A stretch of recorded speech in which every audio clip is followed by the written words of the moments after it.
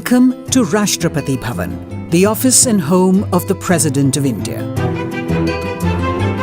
Completed in 1929, Rashtrapati Bhavan, designed by Edwin Lutyens, is one of the most magnificent presidential palaces ever built. The erstwhile symbol of colonial power and imperial domination is today representative of Indian democracy, of its inclusiveness, plurality and secularism.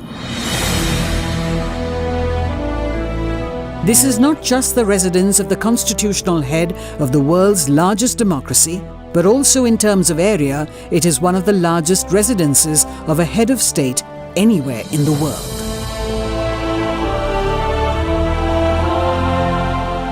When the 13th President of India, Pranab Mukherjee, took over in July 2012, his vision reflected his statesmanship.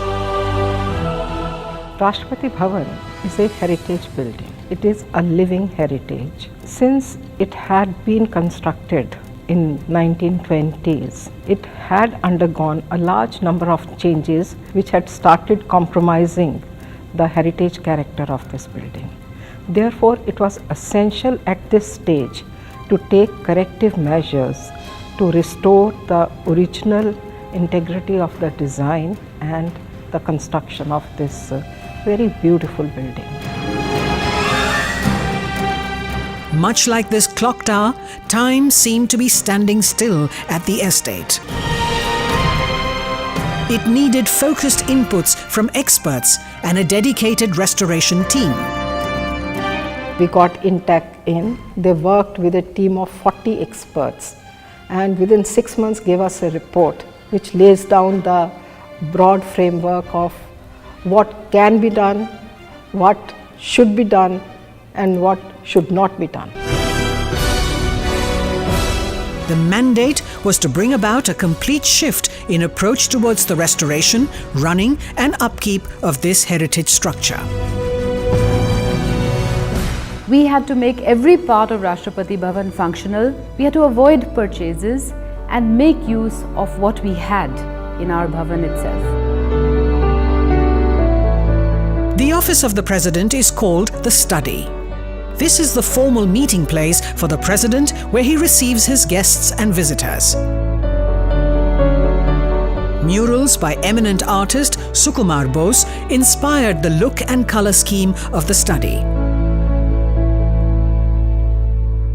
Gifts received by various presidents adorn the Study.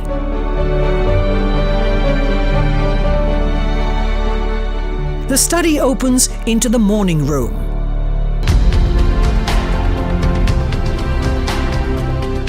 The President meets dignitaries here. We started with the carpets. We decided that the carpets would tell us the color schemes or the carpets would tell us how to work upwards.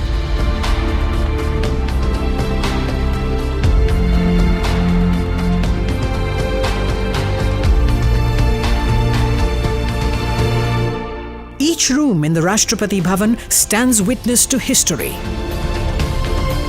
To restore these to their former glory, the restoration team had to rearrange available resources in view of the heritage nature of the rooms. We found furniture, carpet, art from the Lutyens and the subsequent eras. We restored them. We placed them according to the functional requirements and created a new ambience everywhere.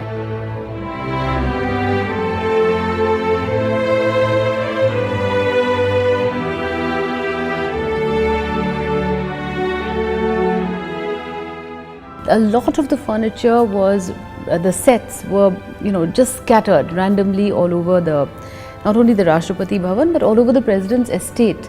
So it took a while for us to bring these pieces back, then put them in families, and slowly we started discovering that, oh, this table is a brother of that one in that room. Let's get them together. Oh, these chairs belong to that family. This coffee table. So we started reuniting the families.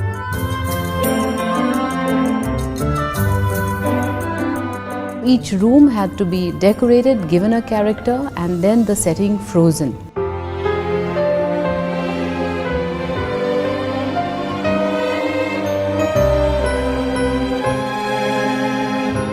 No chair could be moved once it was set. Work was undertaken in each room to revive its distinct character, just like the way they were originally meant to be. Fascinating works of art by reputed Indian and European artists were restored to add character to the walls. We made a positive effort to put in place a e-management system of all the art objects, furniture, furnishings in the building.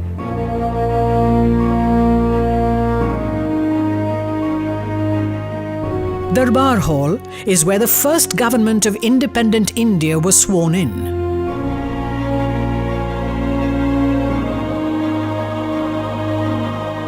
Lutyens designed new viceregal thrones for the Darbar Hall to replace those from Government House in Calcutta.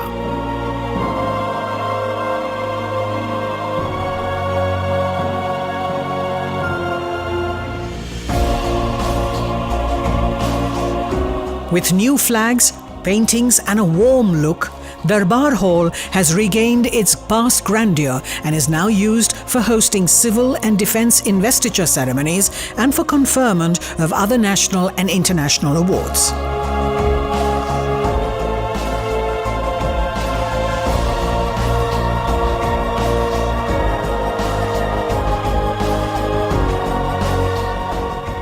Next to Darbar Hall is the library.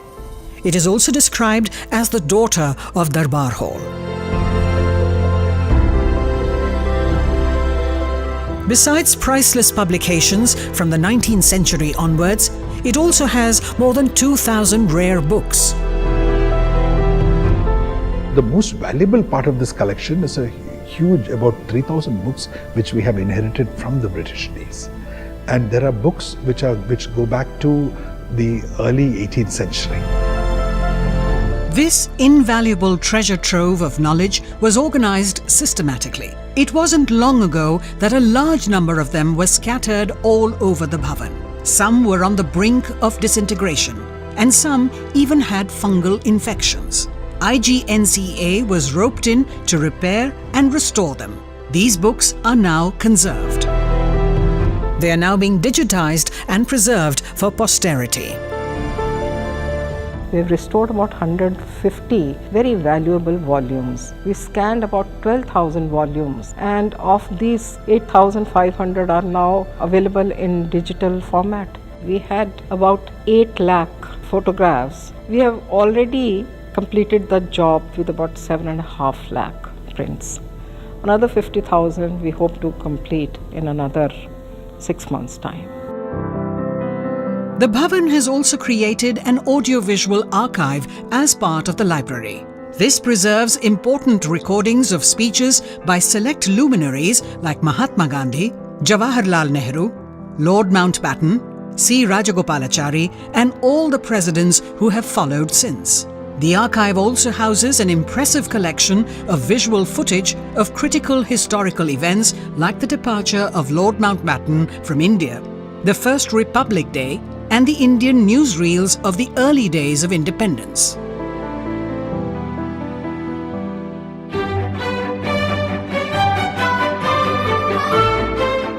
Ashoka Hall was originally built as a state ballroom.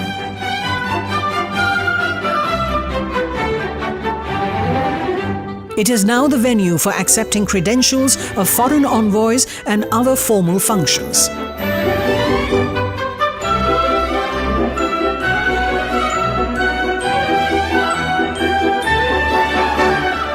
Embellishments on the ceilings,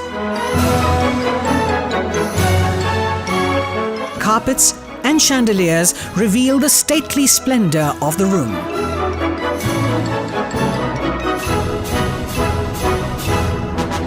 We are also putting RFIDs on these furniture items so that if they are moved from one place to another, we get a signal where it has gone and it can be quickly brought back.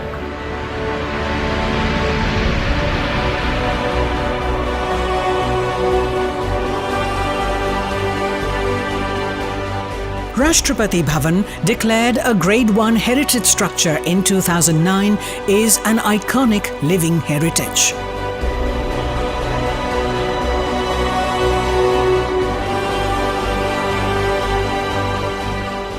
It requires meticulous attention to detail in every aspect of its conservation and restoration.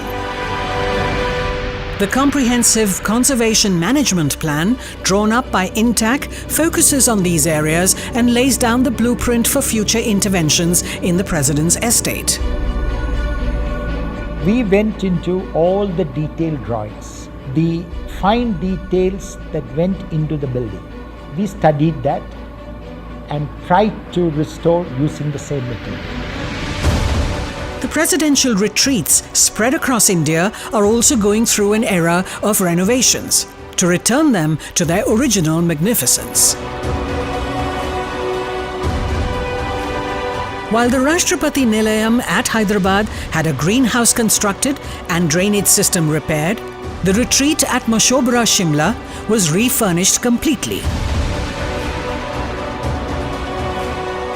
At the President's estate, the grand bungalow called MTC-1 that used to house the Viceroy's private secretary was part of the original design of Lachan's. This building is one of the best designed houses by Lachan himself. The bungalow had lost its character due to years of neglect and misuse and was even ordered to be demolished. The President was extremely keen that this building should be restored. The new restoration drive painstakingly brought it back to life, returning its heritage charm in great detail.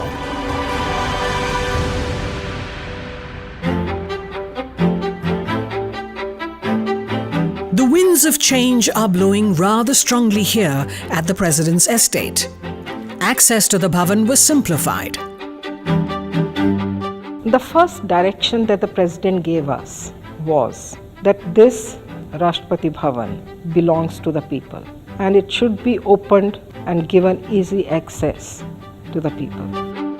Visitors can now book online using a high-tech interface and visit Rashtrapati Bhavan 3 days in a week. Soon, museums at the President's estate will remain open throughout the week. We have democratized the access of the Rashtrapati Bhavan using the e-visitor management system.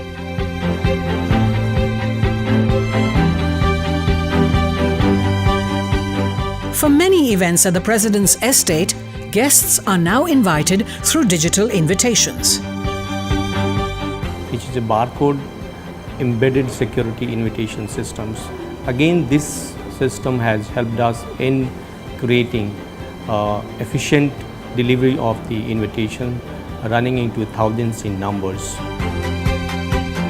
Now, every asset in the Bhavan is accounted for. A high-tech assets documentation and inventory management system driven by the latest software ensures that.